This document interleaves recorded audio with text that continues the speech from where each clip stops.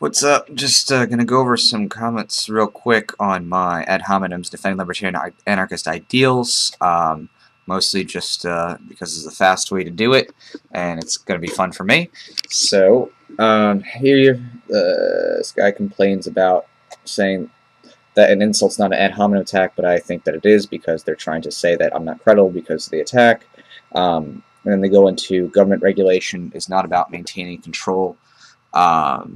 It's about, they're saying that corporations are trying to loosen government regulation. Okay, here's a list of corporate sellouts who support cap and trade. That's General Motors, Ford, General Electric, PepsiCo, Johnson Johnson, Alcoa, Caterpillar. Okay, right. Anyway, moving along, I just showed that that cap and trade would pretty much change the entire global economy, and those are some of the biggest corporations in the world.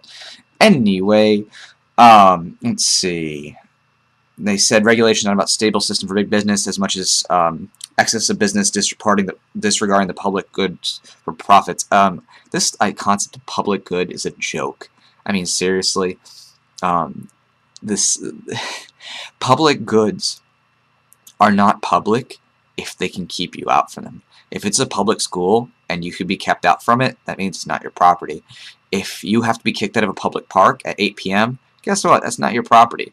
So the government is actually just creating more private property of its corporation than it keeps you out of. And regulation, no, actually does keep down small businesses from being able to compete, and that's the whole point why they lobby so hard to keep other businesses out, and they also lobby to get subsidies, tax credits, and all that jazz, and of course contracts too. Okay, let's see. Oh, here's a good one.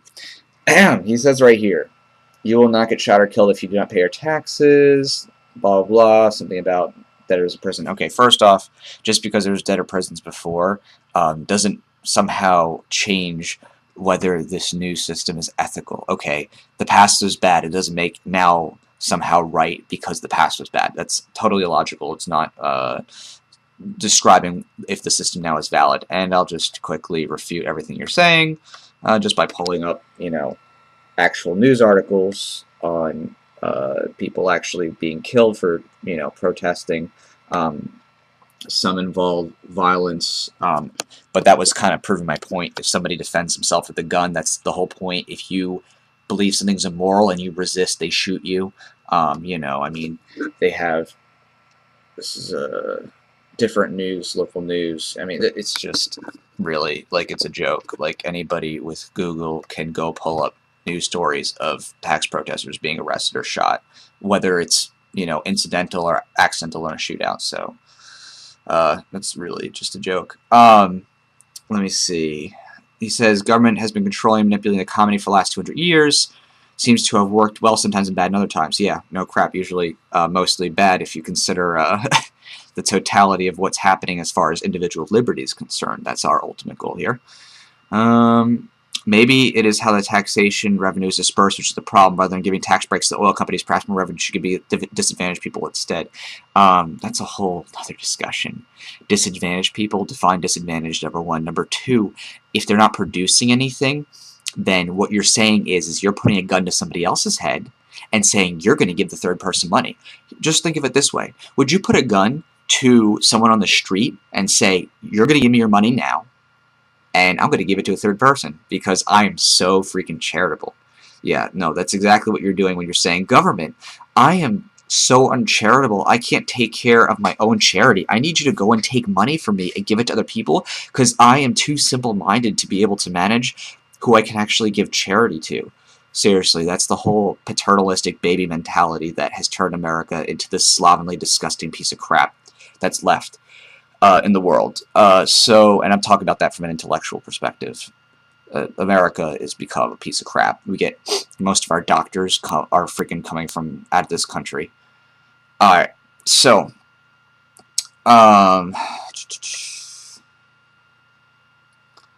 let's see.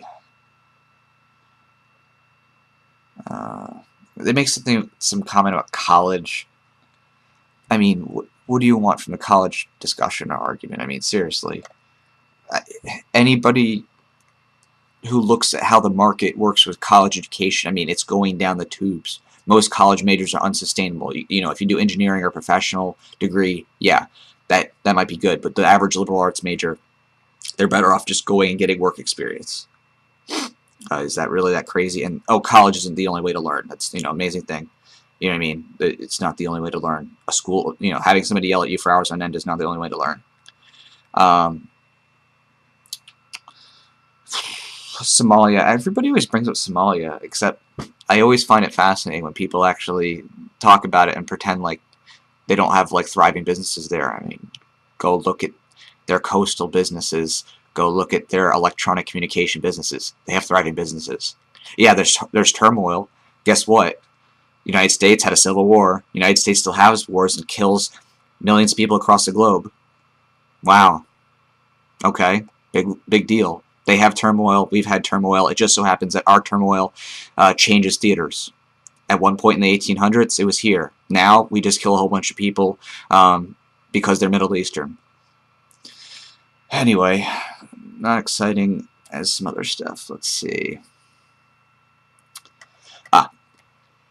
Here's the meat of the stuff. Your last point is purely speculation and opinion as to whether force is good or bad. Force is neither good or bad. The government does not steal from me. I, as an individual, allow society to tax me. Great. Wow. Okay. So what? If you're a slave on a plantation and you want to be there, okay, you're not a slave. Great. So what? If you want to do it, go ahead. Go ahead and be, you know, the slave you want to be. I'm not going to stop you. I'm saying the rest of us don't want to be, because we know that the government putting a gun to your head and saying pay us money or we throw you in jail and take your property is theft. The question is, should goods and services be provided at the barrel of a gun? It's a moral question. And it seems like you're okay with the government, you know, putting guns to people's heads effectively and saying give us your money or you're going to jail, and if you resist you're going to get tasered or shot. You like it. That's fine. You're of a statist mentality. The rest of us understand the wickedness, double standard, and immorality of what government is and how it is wicked people who rise up to government and use that as a beautiful pedestal to enact all of their wicked schemes and devices to suppress information, suppress small businesses, and control the family unit. So, more of this. I love being taxed. Wow, I'm glad you're that, you know, S&M, whatever. Okay, and then the whole, you're insane if you think government's, it always boggles my mind, you know. Do you question how you get food or clothes? Like, you think the government orchestrates how food's produced or how clothing's produced? The government doesn't have a jack squat to do with it. People freely and individually organize themselves to make stuff. Maybe you've never done that in your life. Maybe you've never created anything. Maybe you've only handed down stuff, been handed down things, and maybe you can only think as far as someone tells you what to think. But all the entrepreneurs, the government didn't do it for them. They just do it. You just sit there and you say, I have an idea how to make money. And you take labor and resource, mix it together, and you create business. It's pretty simple. It's just microeconomics, just expanded.